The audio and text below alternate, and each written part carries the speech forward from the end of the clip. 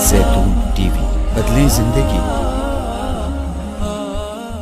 علامات کبریٰ کا ذکر، بڑی علامتیں جو کہ بالکل خرق عادت کے انداز میں ہوگی، جن کا معاملہ جو ہے وہ آپ کے ناپ تول میں نہیں آ سکتا، آپ کی کیمسٹری فزکس اس کا جو ہے وہ نہیں کر سکتی، ادراک ہوگا یہ قیامت کی۔ ان میں نمبر 1 کیا ہے؟ ایک بہت بڑا دھواں آئے گا، پوری دنیا کو لپیٹے گا۔ نمبر 2، دجال کا ظہور ہوگا، جو اپنی خدائی کا دعویٰ لے کر آئے گا اور بنوائے گا۔ اس کے ہاتھ میں ہو جائیں گے، قبضے میں ہو جائیں گے سارے ذرائع پیداوار کے۔ اس کی طرف پہلا قدم اٹھ چکا ہو، ٹرپس کے نام سے معاہدہ ہو چکا ہے۔ کوئی ملک اپنا بیج پیدا نہیں کر سکتا ہو، یہ بیج ہم نے ڈیولپ کیے ہیں۔ ان کے ڈیولپمنٹ سے پہلے تم ایک ایکڑ سے کتنی گندم لیتے تھے، آج کتنی لے رہے ہو؟ کس بنا پر؟ جینیٹکس کا جو کام ہم نے کیا ہے اس کی بنا پر ہونا۔ ہاں تو ہمارا حق ہے، اس کی رائلٹی ہمارے پاس آنی چاہیے۔ لہذا صرف ان اداروں سے، ملٹی نیشنل سے خریدا جائے گا بیج، اور بیج بھی وہ دیں گے وہ کہ جس سے جو فصل اگے گی وہ بیج نہیں لا سکتی، وہ بیج کا کام نہیں کر سکتی۔ جیسے آپ کو معلوم ہے کہ آپ کے ہاں جو گوشت کھایا جاتا ہے مرغے کا، تو مرغا وہ جو ہے اس میں، مرغا ہو یا مرغی ہو، اس کے اندر کوئی وہ کیفیت ہی نہیں ہے۔ ان کے انڈے جو ہے ان سے آپ بچے حاصل نہیں کر سکتے، ہے تو انڈا، دیکھنے کو تو انڈا ہے، لیکن وہ بنڈا جو ہے اس سے بچہ تو نہیں حاصل کر سکتے۔ ایسے ہی وہ گندم کا بیج دیں گے، نظر آئے گی گندم، لیکن اس کے اندر وہ صلاحیت نہیں ہے کہ اس سے جو فصل اگے گی اس کا نتیجہ جو ہے وہ بھی آپ لے سکیں۔ یہ ہونا ہے، اللہ جانے، قدم اٹھ رہے ہیں ادھر۔ پھر یہ ہے کہ دابۃ الارض، زمین سے ایک حیوان نمودار ہوگا، زمین شق ہوگی۔ ابھی میں کہہ رہا ہوں خرق عادت ہے، یہ چیزیں وہ نہیں ہیں جو ہماری کسی حساب کتاب میں جو باتیں پہلے آئی ہیں وہ تو حساب کتاب میں آ رہی ہیں، ساری سمجھ میں آ رہی ہیں، ساری چیزیں مشاہدہ ان کا ہو رہا ہے۔ لیکن یہ ہے کہ دابۃ الارض، یہ کہتے ہیں کہ کوہ صفا، اس میں تو نہیں ہے حدیث میں، کوہ صفا پھٹے گا اور اس میں سے ایک حیوان دابہ وہ ظاہر ہوگا، تو اسی لیے فرمایا ہے وَإِذَا وَقَعَ الْقَوْلُ عَلَيْهِمْ أَخْرَجْنَا لَهُمْ دَابَّةً مِّنَ الْأَرْضِ تُكَلِّمُهُمْ، تو ہم اندر سے پیٹ کے چیر کر زمین کے پیٹ کو ایک حیوان کو برآمد کریں گے جو انسانوں سے بات کرے گا، گفتگو کرے گا۔ نمبر 4، طلوع الشمس من المغرب، یہ بھی خرق عادت۔ سورج تو طلوع ہوتا ہے مشرق سے، غروب ہوتا ہے مغرب میں، لیکن اس وقت معاملہ الٹا ہو جائے، یعنی جو کائنات کے اندر جو گڑبڑ ہوگی کچھ سمجھ میں بات آتی ہے کہ یہ معاملہ جو ہے، یہ تو اس پورے سولر سسٹم کو اگر بدل دیتے ہیں تو مشرق مغرب ہو جانا، مغرب مشرق ہو جانا، یہ سمجھ میں آنے والی بات ہے۔ اس کے بعد ہے عیسیٰ ابن مریم کا نزول، جس کے بارے میں آج میں نے گفتگو کی ہے تفصیل سے۔ یہ نزول ہونا ہے، یہ علامات قیامت میں سے حضور نے بیان فرمایا ہے، اور قرآن مجید کی جو اصطلاحات ہیں اس کے حوالے سے میں نص قطعی جو ہے وہ میں آپ کے سامنے رکھ چکا ہوں۔ پھر یاجوج ماجوج کا ایک معاملہ ہے، یہ میں ابھی اس وقت زیادہ اس پر بات نہیں کر سکتا۔ حضرت عیسیٰ علیہ السلام کے نزول کے بعد 2 کام ہوں گے، یہودیوں کا قلع قمع ختم، تمام یہود، ایک کام تو یہ ہونا ہے، اور نمبر 2 عیسائیت کا ختم ہو جانا۔ عیسائیت کی نفی کر دیں گے، بھائی تم مجھے خدا کا بیٹا بنائے بیٹھے ہو، میں تم خدا کا بیٹا نہیں ہوں، میں تو اس کا بندہ ہوں، رسول ہوں، میں نے تم سے کب کہا تھا کہ مجھے خدا کا بیٹا بناؤ۔ نمبر 2 یہ کہ وہ خنزیر کو قتل کر دیں گے، یعنی یہ تم نے خنزیر کب سے کھانا شروع کر دیا؟ میں تو تم کو نکاح اجازت دے کر گیا تھا، یہ تو شریعت موسوی میں حرام تھا، اور میں کہہ کر گیا تھا کہ یہی شریعت تم پر لاگو رہے گی، ہاؤ کم تم نے کیسے یہ؟ آج بھی بہت سے رومن کیتھولکس جو ہے وہ سور نہیں کھاتے، وہ اس میں ہے ان کے اندر کچھ نہ کچھ بات جو ہے جو حضرت عیسیٰ کی تعلیمات کا کچھ اثر ان کے ہاں ہے۔ میں تو ایک مرتبہ، یہ 1971 کی بات ہے، 4-5 دن کے لیے برسلز میں رکا تھا، اس لیے کہ وہاں مجھے ایک صاحب نے خط لکھا تھا کہ وہاں ایک نوجوان ہے، ابھی اس ایمان لایا ہے، اور اس کے کچھ مسائل ہیں، ہم کوشش کر رہے ہیں ان کے مسائل حل کریں، آپ بھی جا رہے ہیں۔ میں انگلینڈ جا رہا تھا تو واپسی پر آپ ان کے یہاں چند دن ٹھہرے، میں حیران ہوا۔ ویسے اس نے مجھے اپنے گھر ٹھہرایا نہیں، اس لیے کہ ماں باپ تو اس کے کرسچن تھے، اور پولیس کا چیف آفیسر اس کا باپ تھا، چیف آف پولیس فورس۔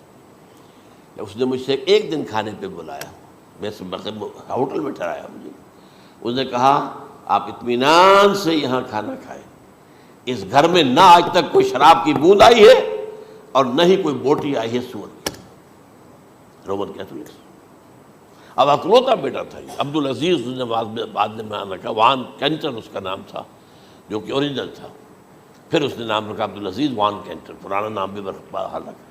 نہایت نیک، نہایت خوبصورت، 28 سال کی عمر تھی، اور اس وقت میں نے دیکھا تھا کہ اس کی فقہی معلومات جو ہے میری معلومات سے 10 گنا زیادہ۔ اس کی وجہ کیا ہے؟ وہ گیا تھا موراکو میں ایز اے ٹیچر ملازمت کرنے، پیسہ کمانے، وہاں وہ مسلمانوں سے اس کا ہوا رفع ضبط ہوا، اسلام کی تعلیمات سامنے آئی، اسلام لے آیا۔ اب اکلوتا بیٹا ہے، اور ماں باپ جو ہے کرسچن کیتھولکس۔ جب وہاں سے واپس آیا تو پھر کہتے ہیں کہ ہمارے درمیان ایک معاہدہ ہے، وی آر لیونگ ٹوگیدر، لیکن یہ معاہدہ ہے ہم مذہب پہ بات نہیں کریں گے، بس باقی جو بھی ہے وہ ساتھ رہ رہے ہیں۔ لیکن میں حیران ہوا، مجھے معلوم نہیں تھا۔ اچھا، اس کے بعد اس نے جب اسلام کا فیصلہ کیا تو اس کے سامنے سوال آیا کون سی فقہ اختیار کروں؟ تو اس نے بڑی جو ہے تھورو اسٹڈی کی ہے تمام فقہوں کی، کمپیریٹو اسٹڈی، ان کو کرنے کے بعد پھر فائنل فیصلہ اس کا یہ تھا کہ حنبلی فقہ میں اختیار کروں۔ چاروں فقہوں میں سب سے لیٹسٹ حنبلی ہے، یعنی حنفی نمبر 1، پھر مالکی نمبر 2، پھر اس کے بعد شافعی نمبر 3، پھر یہ امام احمد ابن حنبل ہے۔ اور امام احمد ابن حنبل کے زمانے تک احادیث بہت بڑے پیمانے پر جمع ہو چکی تھی، جبکہ ابھی حضرت امام ابو حنیفہ کے زمانے میں کوئی اتنا زیادہ جو ہے حدیث کا بھی ذخیرہ نہیں بنا تھا۔ اسی پر تو لوگ حیران ہوتے ہیں کہ زیادہ حدیث امام ابو حنیفہ کے علم میں نہیں تھی، لیکن مجال ہے کہ ان کا کوئی فتویٰ جو ہے کتاب و حدیث کے، کتاب اور سنت کے خلاف ہو۔ اگرچہ انہوں نے صاف کہا کہ اگر تم پاؤ کوئی ایسی سچی حدیث، پختہ حدیث جو میری کسی رائے کے خلاف ہو تو میری رائے کو دیوار پر دے مارنا اور اس صحیح حدیث کا پیروی کرنا۔ لیکن ویسے اس کے بعد یہ کمال یہ ہے کہ بہت ہی کوئی شاذ معاملہ ہے کہ جس میں ان کا کوئی فتویٰ وہ کتاب و سنت کے منافی ہو یا سنت کے منافی ہو۔ کتاب پہ تو سوال پیدا نہیں ہوتا، کتاب تو ساری ان کے سامنے موجود تھی۔ اس کے بعد یہ ہے کہ یاجوج ماجوج، اصل میں بتا رہا تھا آپ کو کہ جب عیسائیت بھی ختم ہو گئی، یہود ویسے ختم ہو گئے، استیصال ہو گیا، جڑ کٹ گئی، اب عیسائیت گویا کہ اسلام میں ضم ہو گئی، عیسائیت مذہب ختم، یہودی خود ختم۔ اب یہ طاقت کتنی ہو جائے گی؟ تقریباً 2/3 دنیا آ گئی، تمام اب عیسائی 2 ارب کے قریب ہیں، 1 ارب 90 کروڑ ہوں گے، یا مسلمان بھی 1 کروڑ 50-60 لاکھ ہیں، دونوں کو جوڑ لیجیے کتنے ہو گئے، 6 ارب کل آبادی ہے۔ لیکن اس کے بعد آتا ہے یاجوج ماجوج کا خروج۔ یہ یاجوج ماجوج میرے نزدیک چائنا اور رشیا ہے، ان کی مجموعی طاقت اتنی ہوگی، اور یہ اس طرح آئیں گے ہر اونچائی پر سے اترتے ہوئے، پھسلتے ہوئے، جیسے 1962 میں جب وار ہوئی تھی بٹوین چائنا اینڈ انڈیا 1962 میں، تو وہ اس وقت کا نقشہ مجھے آج بھی اخبارات میں پڑھتا تھا تو یاد، waves after waves of Chinese soldiers were coming down the slopes of Himalayas۔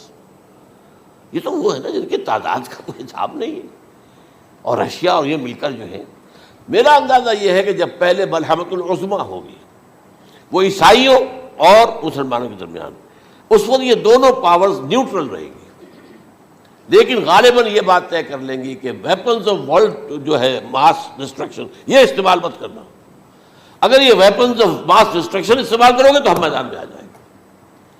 اس میں وہ جنگ جب ہو چکے گی، پھر حضرت عیسیٰ کو فتح حاصل ہو جائے گی، اور پھر یہ کہ یہودیت ختم ہو جائے گی، عیسائیت بطور مذہب ختم ہو کر اسلام میں ضم ہو جائے گا، پھر وہ 40 برس کا عہد حکومت ہے حضرت عیسیٰ علیہ السلام۔ لیکن جب یہ فتح ہو جائے گی ان پر، اب یاجوج ماجوج آئیں گے، اور اتنی تعداد میں آئیں گے کہ بحیرہ طبریہ جو ہے اس کا سارا پانی پی جائیں گے۔ یہ تو اگر آپ کو کبھی اندازہ ہو، یا کوئی آپ جانیں ان لوگوں کو جو ان چینیوں سے واقف ہیں، وہ کہتے ہیں زمین پر ہلتی ہوئی کوئی چیزوں سے وہ چھوڑی چھوڑ کھا جائیں گے۔ جہاں وہ جاتے ہیں ایز اے لیبرر، وہاں کے جو سارے کتے ہیں ختم، ساری بلیاں ختم، ہر شے، وہ جو سانپ کھاتے ہیں، ہر چیز کھاتے ہیں، اور یہ تمام ایسٹرن کنٹریز کے اندر ہوتا ہے، بڑی ڈیلیشس ڈشز ہیں یہ، سانپ وغیرہ وغیرہ، اور یہ جس طرح کھا جائے، پانی پیا ایک قطرہ نہیں رہے گا اس پر. تو پھر جو ہے اللہ تعالیٰ اس وقت جو ہے اس میں ایک ایسی بیماری پیدا کرے گا یہ سب مر جائیں. یہ معجزے سے ہوگا، یعنی ان کے اوپر فتح جو ہے وہ عام لڑائی کے ذریعے سے نہیں ہوگی، بلکہ اس کے اوپر فتح جو ہوگی وہ اللہ تعالیٰ سے بوجھ، ایک بیماری پیدا ہوگی سب مر جائے گا.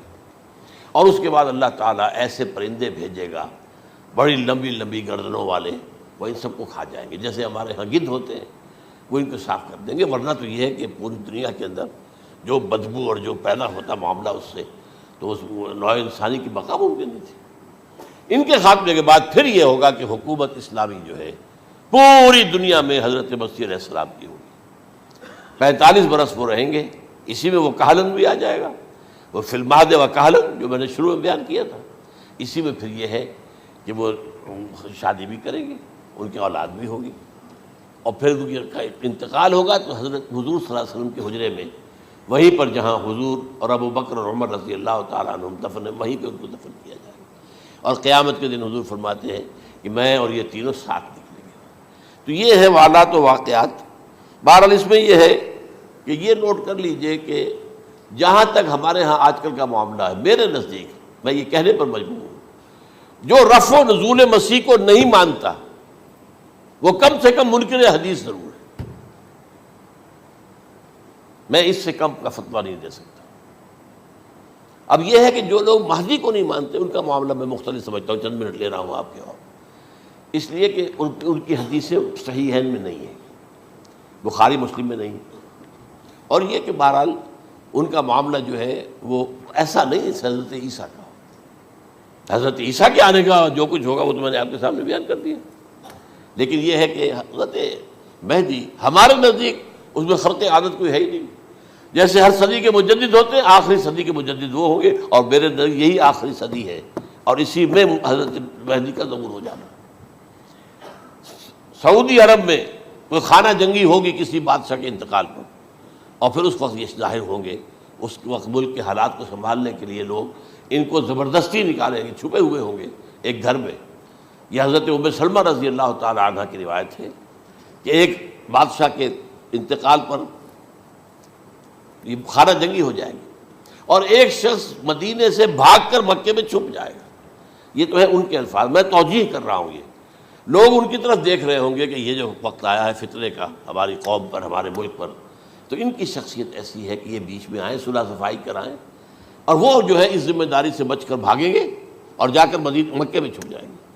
پھر لوگ انہیں تلاش کر کے نکالیں گے اور زبردستی ان کے ہاتھ پر بیعت کریں گے، ورنہ وہ اتنے بڑے منصب کو. اور پھر یہ بھی ہے، ایک حدیث میں آتا ہے یصلحو فی لیلۃ واحدہ، ایک رات میں ان کی مکمل اصلاح کر دیں گے. یعنی اگر کوئی تھوڑا بہت نقص اور عیب کوئی ہوا بھی، کوئی کمی کوتاہی ہوئی بھی، تو اللہ تعالیٰ ایک رات میں اصلاح کروا دیں. لیکن ہمارے نزدیک اس قدر کوئی خرق عادت ہے ہی نہیں.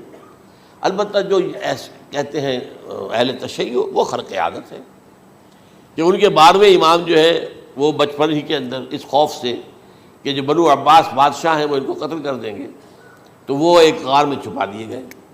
اب وہ 1200 برس سے اس غار کے اندر چھپے ہوئے، اور اس کے بعد وہ ظاہر ہوگی، وہ امام مہدی ہوں گے. اس میں خرق عادت ہے. لیکن میں یہ کہتا ہوں کہ محض خرق عادت کی بنیاد پر ہم اس کی نفی نہیں کریں گے. کیوں؟ کیا ہم یہ نہیں مانتے کہ اصحاب کہف 300 برس تک سوئے رہے؟ یہ کیا عام بات ہے؟ حضرت عزیر علیہ السلام اللہ نے انہیں موت دی، موت، اور 100 برس کے بعد زندہ کر کے اٹھا لیا. تو خرق عادت حضرت عیسیٰ کو ہم اتنا بڑا خرق عادت مانتے ہیں کہ اٹھا کر آسمان پر، تیسرے آسمان کے اوپر ہیں، موجود ہیں، اب بھی ہیں. شب معراج میں تیسرے آسمان پر حضور کی ملاقات ان سے ہوئی. تو یہ خرق عادت کی بنیاد پر نفی نہیں ہم کرتے. ہو سکتا ہے، لیکن یہ کہ اس کے لیے ہمارے پاس کوئی دلیل نہیں، کوئی احادیث نہیں، کچھ نہیں، اس لیے ہم اس کو نہیں مانتے. البتہ خود وجود جو ہے حضرت مہدی کا وہ کوئی عجیب بات نہیں ہے. وہ تو جیسے پہلے بھی آئے ہیں ہمارے مجددین، ایسے مجدد ہوں گے اور دین کو تازہ کر دیں گے. ایک صحیح اسلامی ریاست جو ہے وہ عرب میں قائم ہو جائے گی دوبارہ. حضور نے فرمایا وہ عدل اور انصاف سے عرب کو اسی طرح بھر دے گا جیسے کہ وہ اس سے پہلے ظلم اور جور اور زیادتیوں کے سے بھری ہوئی ہوگی. تو یہ کام ہوگا، یہ تو مجدد کا کام ہوتا ہی ہے. اس حوالے سے. لیکن بہرحال میں نے پھر بھی کہا کہ اگر احادیث کی کمزوری کی وجہ سے کہ صحیح عین میں نہیں ہے، اگر کوئی شخص انکار کرے تو مجھے کوئی اعتراض نہیں ہے، ٹھیک ہے. لیکن جو حضرت عیسیٰ کے نفع سماوی اور حضرت عیسیٰ کے نزول کا انکار کرتا ہے، وہ کم سے کم، میں انہیں اور آگے کوئی فتویٰ نہیں دیتا کہ وہ کافر ہو گئے یا یہ ہو گئے یا وہ ہو گئے، لیکن منکر حدیث کے لائن میں تو وہ لازماً کھڑے ہو گئے.